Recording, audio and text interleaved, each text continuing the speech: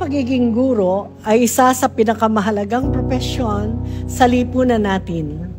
Malaki ang papel na ginagampanan nila sa paghubog ng mga bata at paghahanda para sa kanilang kinabukasan.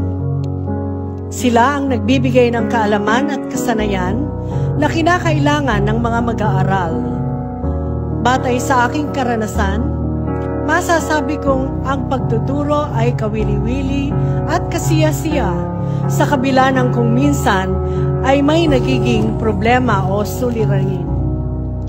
Ako ay naging matagumpay sa aking propesyon bilang isang guro.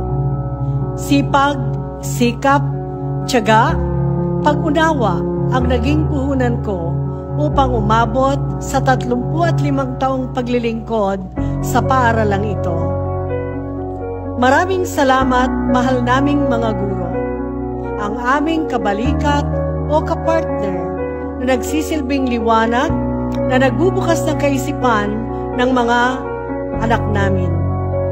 Hindi matatawaran ang serbisyo at sakripisyo na inyong ipinagkakaloob sa aming mga anak. Kayo po ang tunay na mga bayani. Mabuhay ang mga guro.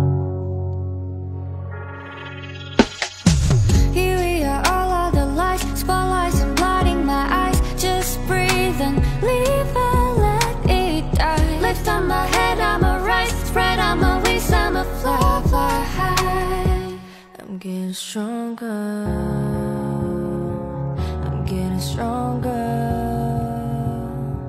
A little longer, I'm getting stronger. Now I finally found my wings.